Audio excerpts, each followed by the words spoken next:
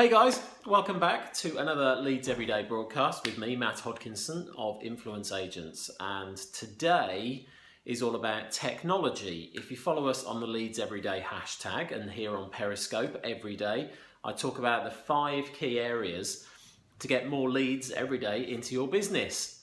On Mondays, I talk about your team, the skill sets, who you need around you in order to get your leads generated. On Tuesdays, today, I talk about technology. On Wednesdays, I talk about your sales and marketing funnel, how to get more qualified leads through the funnel. On Thursdays, I talk about your content and how content marketing can help to generate and nurture leads. And then on Fridays, I talk about traffic, how to get your stuff seen by the right people. Okay, so today is all about email automation, one of the pieces of technology that I recommend you get access to for your lead gen and specifically for your lead nurturing programs. And I'm going to give you 3 top tips for getting better performance from your email automation technology. So whether you're using MailChimp or Aweber or Infusionsoft, whatever the technology you're using, these 3 tips are going to be key to getting better performance. Okay, so first off, personalize. You need to personalize your content and recognize different features of the people you're communicating with. So if you've generated a lead, you'll know some information about that person. Maybe their email address to start off with, but as they progress through your marketing funnel, you'll be gathering more information about them. You'll be gathering information about their geography, where are they in the world, the industry that they operate in, the job title and their role. Other things that you might elicit from them, things like their marketing budget or their recruitment plans for the next few months or their IT needs, their software needs in the coming months, whatever it might be, reflect that in the content that you're playing back to them. So don't just sit on that data and do nothing with it.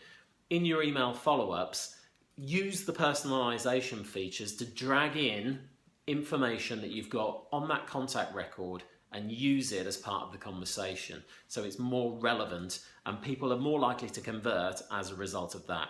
You recognize that they've given you that data and you're using it. You're effectively thanking them with more relevant calls to action, more relevant content. So that's step 1, personalize and segment your contacts.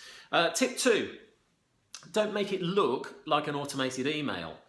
Now this might seem like a bit of a challenge because it's an automated email after all, but too many emails you get, you'll have seen this, you'll have signed up for an ebook, you'll have signed up for a course, you'll have watched a video and entered your details at the end of it, you'll have submitted on some sort of opt-in, and the emails that you get just look as if they've just been spouted out by an email automation tool.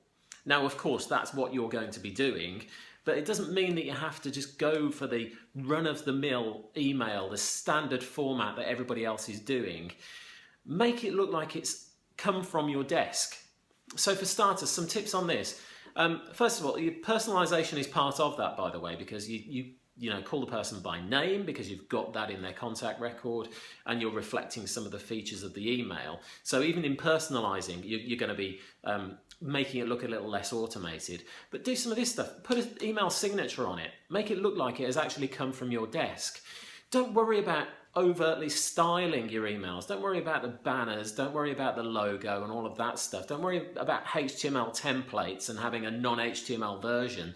Just use text. Make it look like it has come from your desk. And it's more personal that way. People are more likely to convert as a result. So don't make it look automated. The more you can make it look like it's come from your account, from you, that you've typed it that very day, the better it's going to convert. So that's number 2. And number 3, my last tip for today on email automation, get the frequency of the follow-up right. Now this is something you're going to have to test for your prospects because every business is different, every market is different. But here's what I would say based on my experience recently. So a lot of people will have maybe a 3 email follow-up after somebody signs up for something. So they'll give them 3 opportunities to get to the next stage of the customer journey. So it might be something else you want them to download.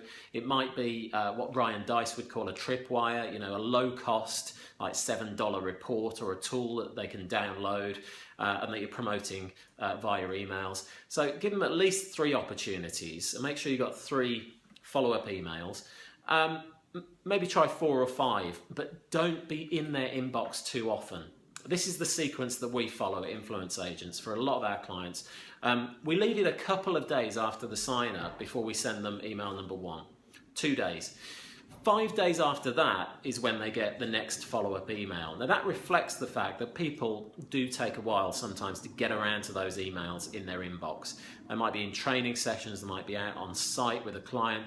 It might be a couple of days before they even get to open it. And very many of them won't act on that first email, so the follow-up is incredibly important. But just don't keep battering them with emails so they've got multiples from you. Second one after 5 days after the first, and then another 5 days till the third, and then play with any extras that you're going to send after that. It's something that you need to test. It's part of the process when you're generating leads every day. Just test that frequency. Try A/B split testing, try different forms of email and all of those good things, and you'll get much better performance. So that's my Periscope for today. Those 3 tips again for getting better email automation performance. Personalize and segment. Recognize the contact data that people are giving you as they progress through your funnel. Number 2, don't make it look automated. Make it look like it's come from your desk. People are more likely to act on it that way. And third, get the frequency right. Don't be in their inbox too often, but do make sure you follow up a number of times so you give your best chance of getting the conversion. Right, that's it for today. I'll be back tomorrow when I'll be talking about your sales and marketing funnel and getting more qualified leads. Until then, have a great day. See you later.